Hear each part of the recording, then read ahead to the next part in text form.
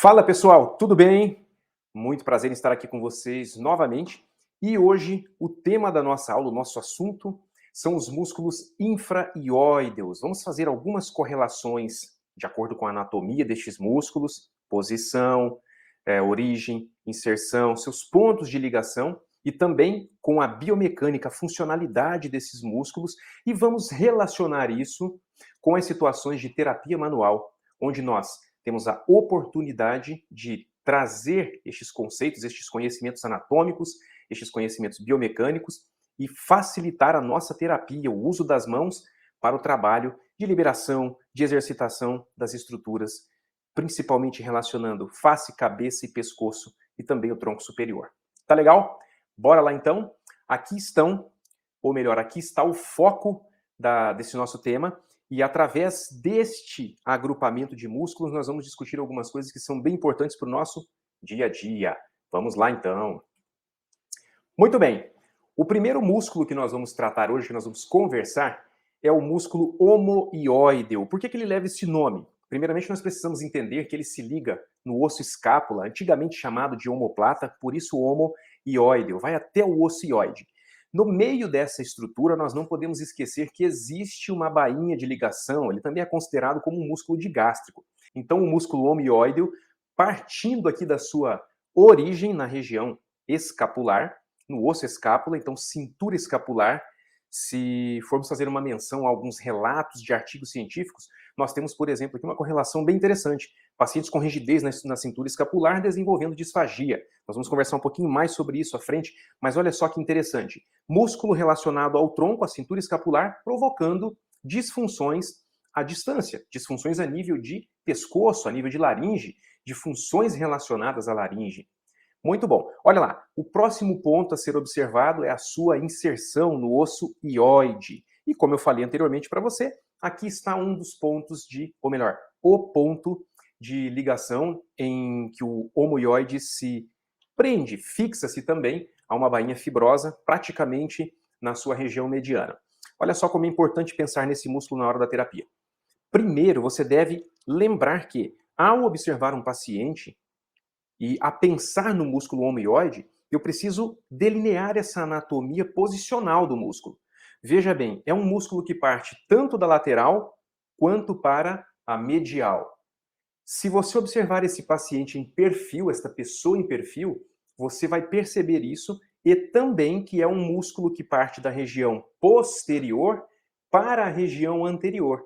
Então esta tridimensionalidade, ela é muito importante de ser considerada para o momento que você vai fazer o ajuste do seu paciente. Esteja ele sentado ou esteja ele deitado, o decúbito é muito bom para facilitar a soltura, o relaxamento do seu paciente, mas enfim, você também consegue trabalhar ótimos posicionamentos com o seu paciente, ajustes com o seu paciente estando na posição sentado.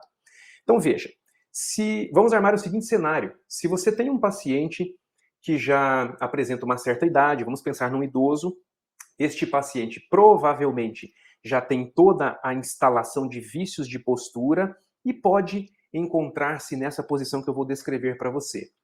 Anteriorização de cabeça e pescoço, protusão dos ombros, da cintura escapular, o que, fazendo uma observação com a anatomia desse músculo, nós percebemos que fica facilitado. Você traz para frente a cabeça, abaixa a cabeça para se alimentar, por exemplo, a gravidade incidindo aqui e alterando a postura da sua coluna cervical, e aí você vai imaginar esse paciente na função de alimentação.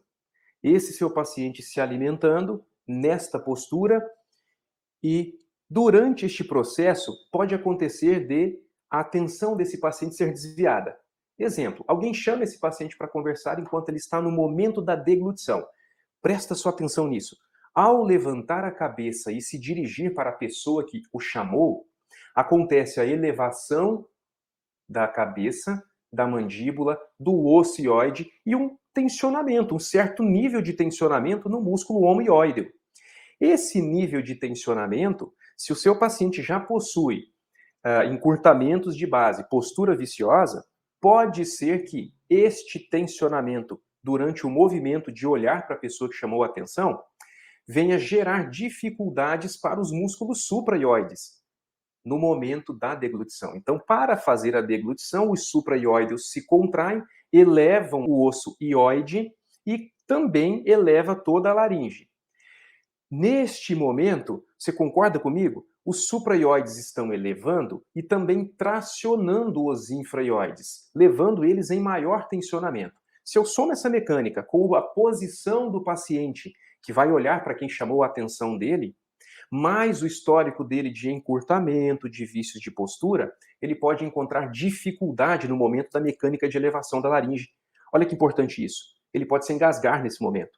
Então, fazendo a nossa correlação de posicionamento do paciente para realizar terapia de liberação desse músculo, é importantíssimo posicionar a cintura escapular deste paciente.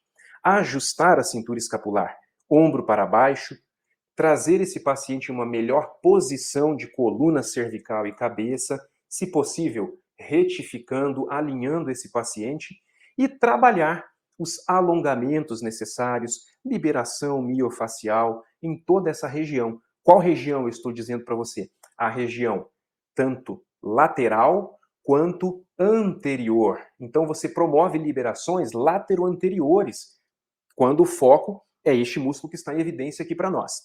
Mas é claro, não é tão simples assim. Nós temos mais três músculos com esta linha de ação diretamente na caixa torácica com o osso ióide. Vamos dar uma olhadinha um pouquinho mais para frente para perceber isso, para entender isso com um pouco mais de detalhes. Nós temos aqui em evidência agora os próximos músculos, e vamos trabalhar agora com dois músculos nesta sequência, porque se você já observar de cara o alinhamento dos dois músculos que apareceram agora, eles formam uma única linha de ação, um direcionamento único. E nesta linha de ação tem um ponto bem importante que eu já vou mostrar para vocês. Estamos falando então de quem? Estamos falando do músculo tireoideal, porque ele tem uma ligação na cartilagem tireoide e também no osso ióide. E o segundo músculo, o externo-tireoideo. Olha só, ligação com a caixa torácica, especificamente no osso externo, até o ponto de encontro com o tireoideio, lá na cartilagem tireoide. Este ponto de encontro é importante mencionar aqui, se você observar aqui na minha mão, você vai compreender bem. É importante observar que eles fazem uma convergência, imaginando que aqui está a cartilagem tireoide, nós temos uma convergência de mais superficial para mais profundo, ou seja, quando você olha aqui na minha mão novamente, as suas inserções extremas estão mais superficiais, imaginando que aqui é a frente do seu pescoço, superficiais. E o ponto de ligação desses dois músculos lá na tireoide é um pouco mais profundo. Por que é importante analisar isso? Observando então novamente a ligação, a sua origem e a sua inserção, pensando em uma única linha de ação, quando estes dois músculos se contraem em uníssono, eles também promovem um tracionamento, olha só, um tracionamento da laringe para frente. Então, eles auxiliam na anteriorização da laringe. Observando bem esse ponto de ligação e não esquecendo que é um ponto de ligação que, juntamente com essa única linha de ação ínfero-superior, nós temos uma ação de anteriorização da laringe, ok? Vamos lembrar sempre disso, onde você pode lançar mão também das liberações e das movimentações da própria laringe, trabalhando a lateralização, lateral, flexibilidade lateral desta laringe. Olha que importante isso. Pensando em terapia, juntamente com a ideia que a gente já promoveu aqui de liberação do músculo omoioideo, nós também temos esta importante correlação agora e vamos somar algo a mais neste ponto. Porque veja bem, diferente do omoioideo, a musculatura de tireoideio e externo-tireoideo, esta linha de ação agora está fazendo correlação com a caixa torácica. Aqui é um ponto onde, posicionando bem o seu paciente, além de abaixar a cintura escapular deste teu paciente, deprime os ombros, encaixa as escápulas na hora de trabalhar com o seu paciente e também promove, ou melhor, é interessante você promover a mecânica ventilatória em abaixamento da caixa torácica. Procure imaginar você com uma das suas mãos fazendo apoio aqui no assoalho da mandíbula e com a outra mão facilitando a descida da caixa torácica durante a expiração desse paciente. Então ali você pode promover estes alongamentos com o paciente no momento em apneia após ter feito a expiração. Pensa comigo, na expiração, caixa torácica desce, esse osso externo vai abaixar um pouco e você pode fazer um trabalho manual de sustentação em atitude expiratória e trabalhar, além desse alongamento, outros movimentos, outras terapias, como por exemplo a liberação miofacial, para facilitar ainda mais a flexibilidade destes músculos e destas estruturas. Então, dessa forma, a terapia já começa a ficar um pouco mais cheia, um pouco mais, com um pouco mais de incremento, para que você consiga melhorar as funções relacionadas aí até a face, a motricidade orofacial, ou ainda mais diretamente ligadas à estrutura anterior da cervical, as funções laríngeas, por exemplo. Então nós temos aqui músculos importantes que participam da mecânica de deglutição, que participam da mecânica respiratória como um todo. Então olha só que interessante trabalhar, ou melhor, relembrar essas situações anatômicas e correlações biomecânicas para que você, no momento da sua terapia manual, dos seus manuseios, das suas liberações, você não deixe passar nenhum desses compartimentos do pescoço e do tronco. Compartimento látero anterior, anterior, como no caso agora dos dois músculos que nós apresentamos, e também compartimento posterior. E vamos acrescentar aqui, depois do nosso primeiro, segundo e terceiro músculo infraioideo, o quarto músculo infraioideo, que é o músculo externo-ióideo. Diferente dos dois anteriores que nós conversamos, nós temos agora um músculo também com uma única linha de ação e que não possui aquele ponto de convergência. Uma musculatura agora mais direta. Onde é que estão os dois músculos anteriores que nós conversamos? Vamos observar eles aqui abaixo do externo-ióideo. Olha lá, nós encontramos então o tireoióideo numa camada um pouquinho mais profunda e também o externo tireoideo. Lembrando que estes dois músculos que estão na camada mais profunda possuem um ponto de convergência na cartilagem tireoide. Agora, falando em externo-ióideo, nós vamos voltar naquele raciocínio de mais um músculo ligado à cintura escapular, ligado à caixa torácica, e que, durante o processo de terapia de reabilitação, pede para nós, como terapeutas, que façamos esta manobra ou as manobras, os exercícios, lembrando do processo de respiração. Novamente, a importância de realizar uma estabilização a nível do assoalho da mandíbula e trabalhar a mecânica ventilatória, principalmente durante a expiração, ganhar comprimento muscular, ganhar flexibilidade, quiçá um alongamento plástico, onde o seu paciente volta na próxima sessão com uma liberdade maior de movimentação nesta região. Se pensarmos lá no primeiro músculo que nós conversamos, no início desse bate-papo aqui, no início dessa aula, falamos do músculo omoióideo e a gente realizou aqui uma espécie de... criamos um cenário aqui com um paciente idoso, onde durante o seu processo de alimentação é fácil observar os vícios de postura, tanto da mecânica durante a alimentação, quanto dos possíveis encurtamentos ao longo da vida, a ação da gravidade projetando mandíbula para frente, projetando a cabeça e o pescoço todo para frente, os ombros em protusão. Então esse paciente nesta postura está num momento confortável para realizar, por exemplo, a ação de engolir. Agora, como mencionamos no começo, ao elevar a cabeça para conversar com alguém que tenha chamado a atenção dessa pessoa enquanto ela está se alimentando, este paciente eleva a cabeça e promove um tensionamento destes 4 músculos que nós estamos abordando.